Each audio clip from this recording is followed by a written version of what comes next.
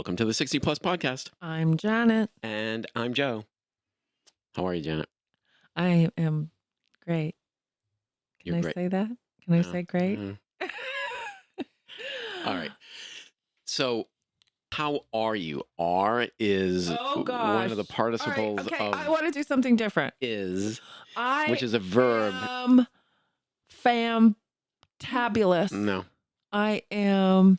You need an adverb, not I'm an adjective. satiated. Oh, okay. Is that okay? Can I say that?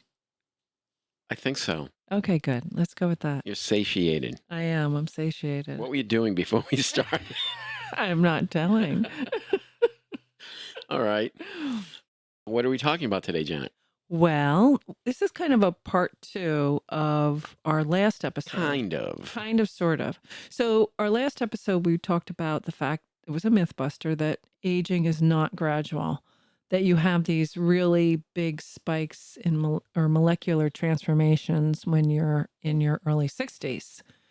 And so the effects of aging can be a bit faster at that point in time.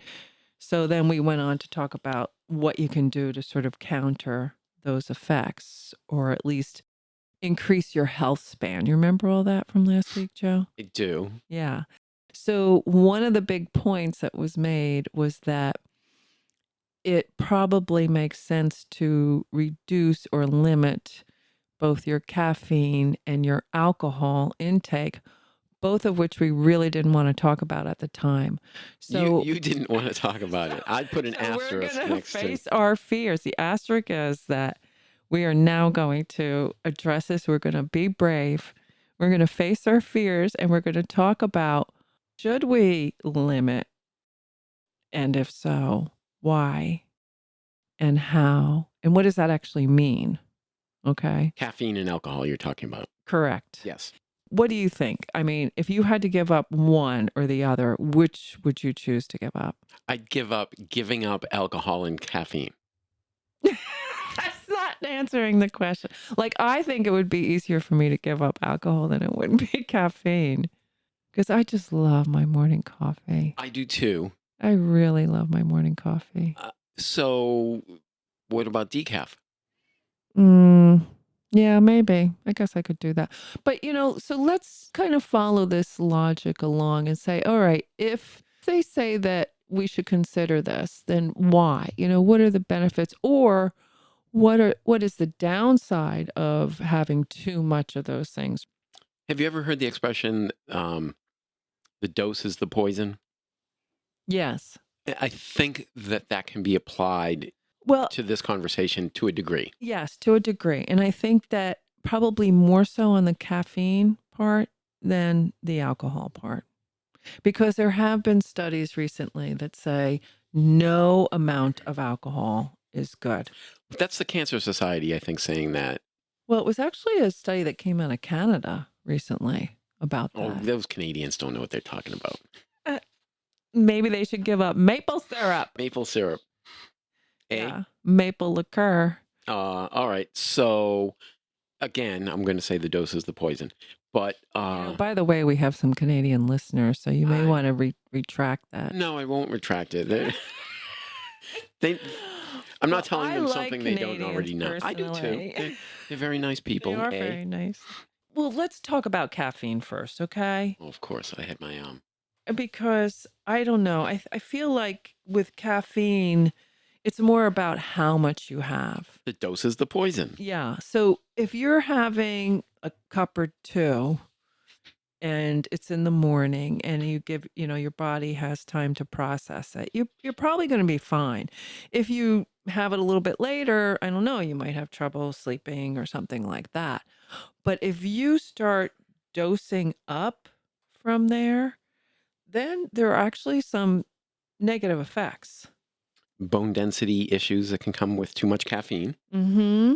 Which, again, we have to think about for us, right? Right. As 60 plus people. 60 plus people. Bone density becomes an issue that you have to look at. The source I saw is the National Osteoporosis Foundation said its high caffeine intake is linked to Yes. decreased calcium absorption. Right. I also saw that it can lead to muscle breakdown, Oh, I didn't see which that. I didn't know that before. So, do So, you want to give the downside and I'll give the upsides of coffee drinking? okay, so caffeine, if you drink more like say 3 to 5 cups, at least Which is a this is a lot. lot. Yeah. Like I only have 2, Okay. but 2 in the morning. And I could probably get by with Not at 2 1. in the morning. No, You have 2 2 in the in the morning. morning. Yeah. So caffeine is a diuretic and it actually can lead to dehydration. Now we know also from last episode that was one of the things that they said you can do besides eating antioxidants and making sure you reduce stress. And they said drink more water, Mhm. right? Which means stay hydrated. So, of course, too much caffeine is going to dehydrate you. Mhm. The other thing is the increased heart rate. It's fine when you're, again, drinking just a bit. And yeah, maybe it might speed it up a little bit, but it can actually lead to heart palpitations. Okay. Is that necessarily a bad thing? Yeah, it's a Why? bad Well, thing what because you're deregulating your heart rate. You're speeding it up, isn't and that the then it whole can point of lead to aerobic exercise is it speeding can up your lead heart to rate? increased blood pressure. It Mhm. can lead to blood sugar levels rising, anxiety, and digestive I think issues. giving up coffee would cause me anxiety, but It's also not good for your skin. oh, all right. Do you want to hear Hmm. some of the good things about coffee drinking? Okay.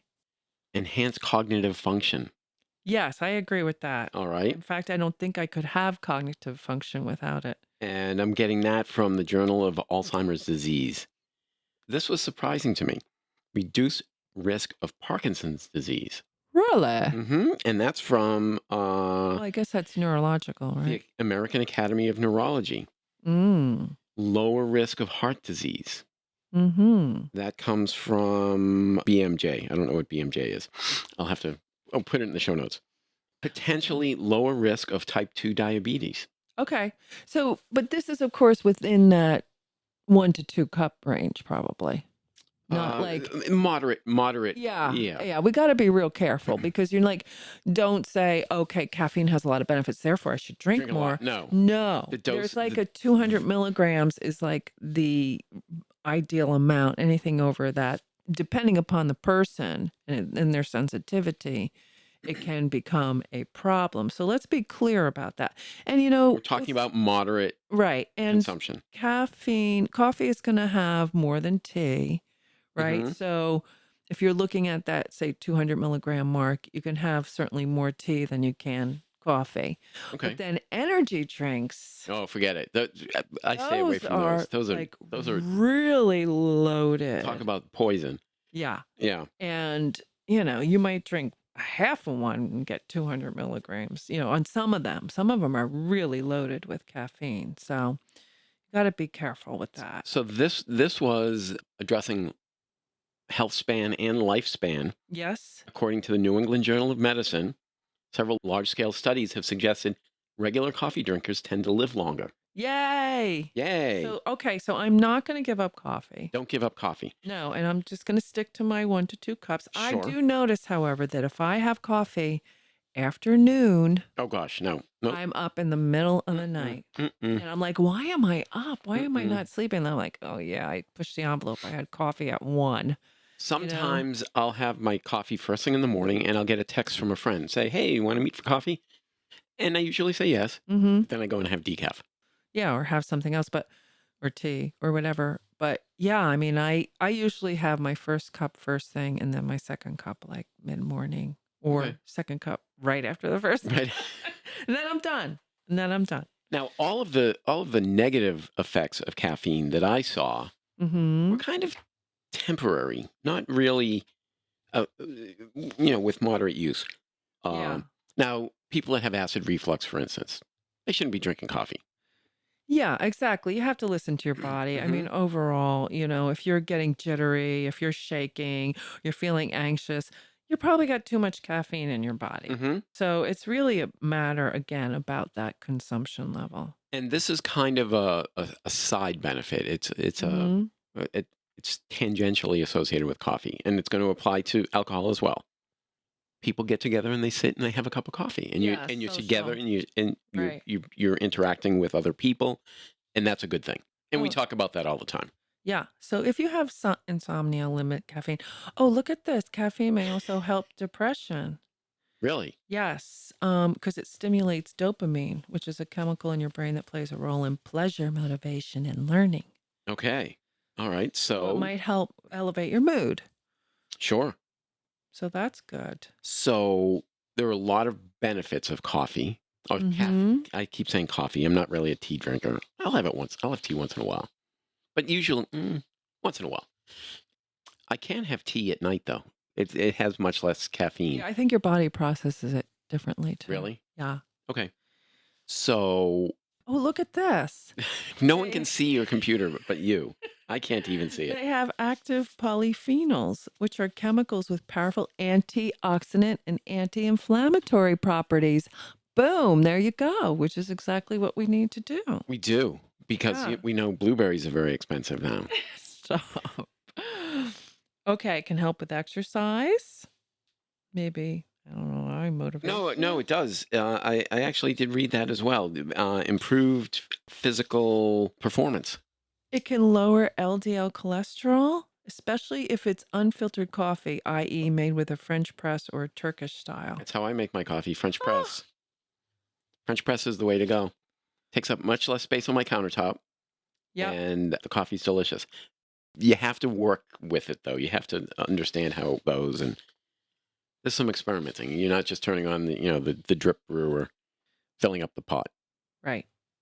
It's a little bit, and well, there's kind of a ritual to it too. I kind of like the ritual of. Oh, I think that's, yeah, that's part of the fun. Yeah, Hmm. for Hmm. sure. Yeah. All right, are we done I with get caffeine? excited. I'm like, ooh, I'm awake. Yay, the day. I can make coffee. Woohoo. It- That- Mornings at your house are a lot different than mornings at my house. I have like a little party every I morning. almost never say I have a woohoo in little the morning. party in my head. Okay. All right. Yeah. Are we going to move on to alcohol? Yeah, I let's hope. move on to alcohol. What, did you Let's bring do it? No. Uh, Okay, so why should we reduce drinking? no Well, good number reason. There's one, no good reason. that's not true. None. And, Zero. like in the first couple of days, you see improvements in your skin. Oh yeah. Now, think about how much time and money women especially spend on their skin. I don't. So really, all Someone you have asked me to the other day how I wash my face, and it's like the bar of soap that I wash. I don't wash my face. The bar of soap that I used to wash my body. Okay, Same. Joe. We don't TMI. So, but in the first few days of giving up alcohol, your body actually responds positively. First of all, it's dehydrating, so that starts to reverse, and that improves your Alcohol is dehydrating, is what you're saying. and that yes, and that can lead to clearer skin and enhanced energy levels Mm-hmm. right from the get go. Okay. All right, and then as you move on, weeks into it, they become more evident. Where are you reading this from? An article. It's actually called Stoptober. Yeah. So You gave up dry drinking. Dry was it dry- dry January? Yeah. Yeah. Now I'm gonna do Stoptober. That's 2 out of 12 months that you won't be drinking. Like, yeah. More for me. Yeah. Yeah. And we're halfway through October, so I'm set. Halfway. It's October to well, this one. Yeah. Maybe a little bit more. Yeah, it'll be Okay. October 23rd when this episode comes out. Yes, but that's okay. So let me just continue because after we had that episode, I did stop drinking alcohol. Did you have an episode?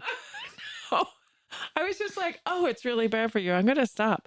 And now, as we get into it and you hear about all these benefits, so a couple weeks into it, immune system, which alcohol can suppress, starts to regain strength. So your body is better at fighting infections. That's certainly a good thing to know with the flu and the COVID season coming, right? Okay. Mentally, you're likely to experience enhanced clarity and concentration as the fog of alcohol's impact on the brain lifts. I don't know if I want that fog to lift. I like my fog. My fog is My fog fog is good. is working for me. Mm-hmm. Mm-hmm. I guess there's some downside. There's some withdrawal symptoms such as cravings and lethargy. Okay. But okay, that's weeks into it. Mm-hmm. It's also possible you can lose weight, right? Because it's empty It is calories. empty It calories. doesn't do anything for you. But, well, we haven't talked about this in a while. Yes. But a little over a year ago, I'd lost about 30 pounds. Okay. Everyone said, "Did you give up drinking?" And I said, "No, I didn't give up drinking at all. As a matter of Mm. fact, I might have been drinking a little bit more." Because Eating less, drinking more. exactly. So, but it is empty calories. Yes, it is. It doesn't do anything for you. So, also within those first few weeks, you're also going to see cardiovascular system benefits. Blood pressure stabilizes, the risk of heart related issues decreases. All right. And then years into it, forget about it. Well, we had that many years to really worry about it. Oh, God, Joe, yes. That's the whole point of this conversation. We want health span. We want to live a Well, long, healthy life. there was a study published in the Lancet that suggested that moderate drinkers tend to live longer than heavy drinkers or abstainers. So Okay. there's a sweet spot. Okay. All right. Wait, was that article put out by the American Alcohol Association? It was a study in the Lancet, which is a very well-known medical journal. Okay. This is often attributed to the beneficial effects of heart health, though the role of confounding factors, for example, healthier lifestyles among moderate drinkers, complicates this relationship. Okay. So moderate drinkers tend to lead healthier lifestyles. Yeah, I mean, again, I think earlier to your point, it's the amounts, right? So, The because dose is I'm the reading poison. this after years of sobriety, the reduced risk of chronic conditions such as liver disease, pancreatitis, and certain cancers becomes much more pronounced. Yeah, I think the Cancer Society says that no amount of alcohol is without risk for cancer. And cognitive functions continues to improve, with mental agility showing signs of recovery. Well, you know how to And overcome that? More coffee. okay. And long-term emotional well-being often receives a boost as well.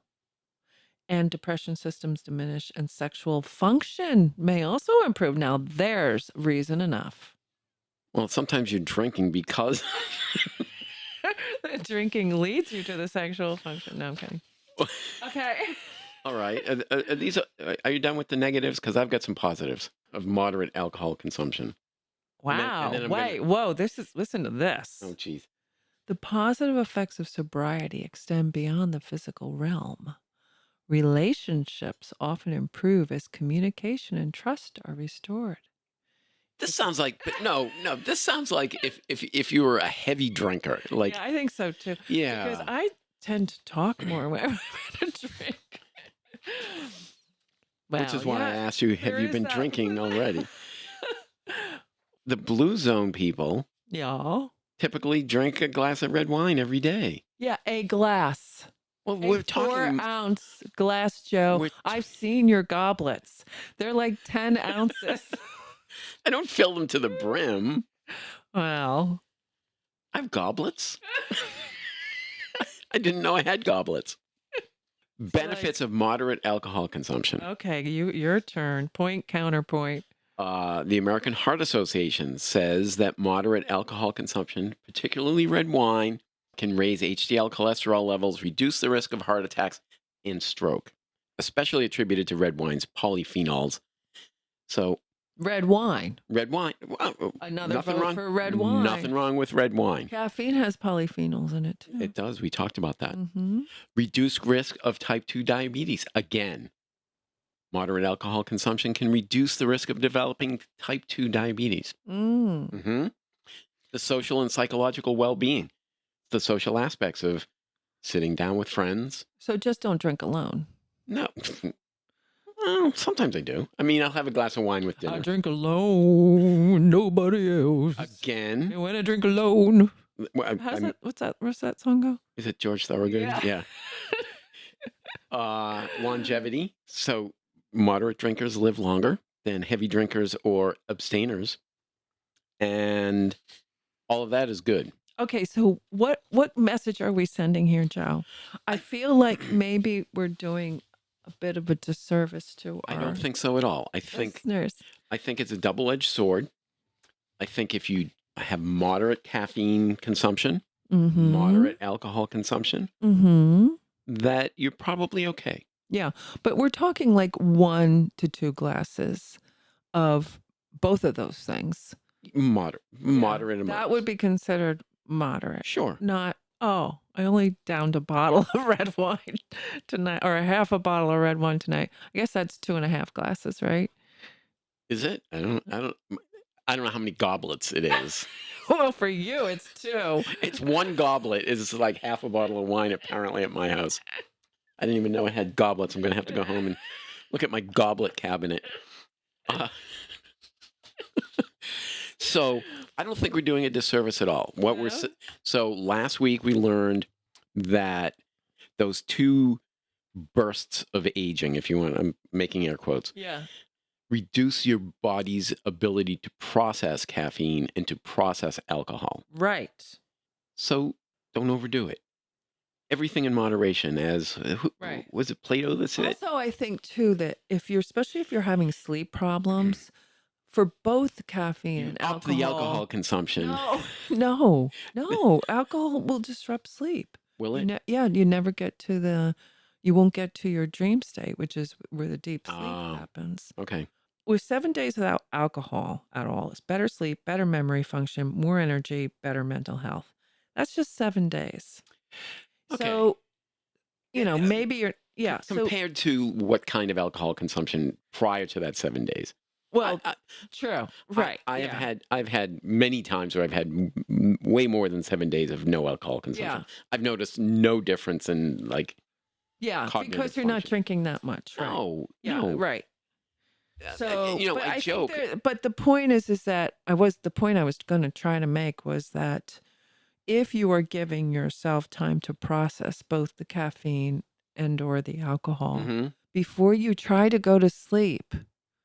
So in other words, if you're Have a going to have shot. a glass of have a glass of wine with your dinner, hmm then you've got hours before you're trying to sleep, you're going to be fine. Of course. But if you're, drinking a little what nightcap or guess would be called before you try to go to sleep, that might not be beneficial to you, especially if you have sleep problems. Okay. Or if you're waking up at 4:30 in the morning every day. Yeah. Yeah.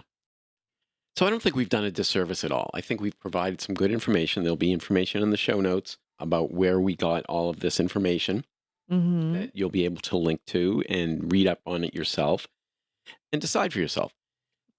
The same lifestyle isn't the best thing for everybody. Everybody has to decide on their own lifestyle. Yes. And if you want to have a cup of coffee, have a cup of coffee. It's not going to kill you.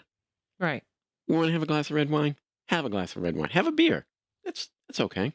Yeah, I'm wondering about the other like alcohols too. Like, those are probably not. Well, there's no polyphenols in scotch Yeah, that I'm aware of. exactly. Yeah, that hard alcohol And is I'm is not good. I'm not really a spirits drinker for the most part. It's beer or wine for me mostly. Dun dun dun dun dun dun dun. Bum, ba, ba, We dum, almost made bum. it to the end of the episode Feel without Janet that. singing. Oh, I just realized what you're singing. Tequila. Based Yes. on this episode, are you going to stop or cut back on either caffeine or alcohol? No.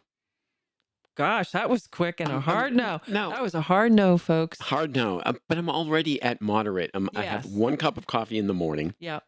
And usually, like 7 o'clock, I'm done my coffee. Yeah. And that's when you start drinking wine. So wine is 7:30. No. There'll be many days in a row where I have no alcohol. Yeah. Yeah. And if I may have a glass of wine with dinner. Yeah. I may have a beer watching a football game or something like that. But, Right. but it's not like the old days where it's like When you were a kid, you yeah. mean? Well, Well, like the when- weekend came and it was like, is that what you're talking about? Yeah. Yeah. No, you don't. Because Your body can't again, process if it. you're in tune with your body, Mhm. your body is telling you what you can deal with and what you can't. All right.